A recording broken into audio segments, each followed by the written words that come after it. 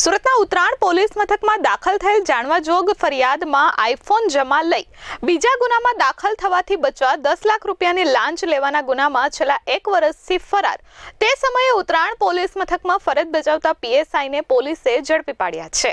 Surat ACB પકડમાં ઉભેલા આ આરોપીનું નામ ડીકે ચોસલા છે, જે ઉત્તરાણ પોલીસ મથકમાં પીએસઆઈ તરીકેની ફરજ બજાવે છે।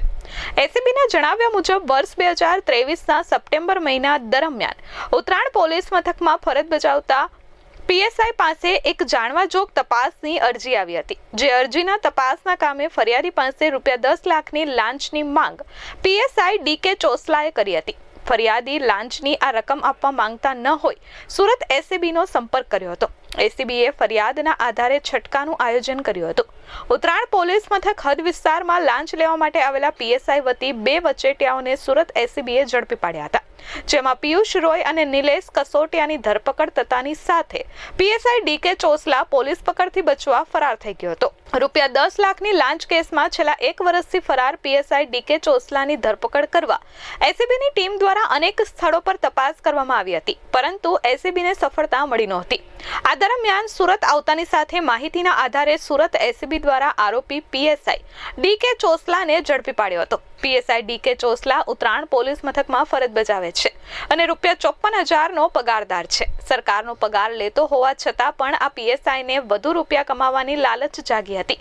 જોકે વધુ રૂપિયાની લહાઈમાં આ પીએસઆઈએ અંતે જેલના સળિયા ગણવાનો વારો આવ્યો છે। ગત સપ્ટેમ્બર 2023માં એન્ટી કરપ્શન બ્યુરોમાં ફરિયાદ મળેલી કે ઉત્તરાણ પોલીસ સ્ટેશનમાં ફરજ બજાવતા સબ ઇન્સ્પેક્ટર ડીકે ચોસલા, જેઓએ પોતાના 2 અન્ય વચેટિયા પ્રજાજનો મારફતે એક જાણવાજોગની તેઓ ઇન્વેસ્ટિગેશન કરી રહેલ હતા, તે જાણવાજોગના કામે તેઓએ આ કામે ફરિયાદી પાસેથી ₹10 લાખની લાંચની માગણી કરેલી અને તેઓના 2 અન્ય પ્રજાજનો મારફતે તે લાંચની રકમ સ્વીકારાયેલી અને તેઓ ફરાર હતા, જેઓને ગત રોજ એસીબી દ્વારા અટકાયત કરવામાં આવેલી છે અને આગળની તપાસ ચાલી રહી છે। મામલો જાણવાજોગની એક તપાસ કરી રહેલ હતા અને તેઓએ ફરિયાદી પાસેથી તેઓ વિરુદ્ધ કોઈ અન્ય એક્શન નહીં લેવાના અવેજ પેટે ₹10 લાખની માગણી કરી અને સ્વીકારી। અગાઉ કેટલા પકડાયા હતા?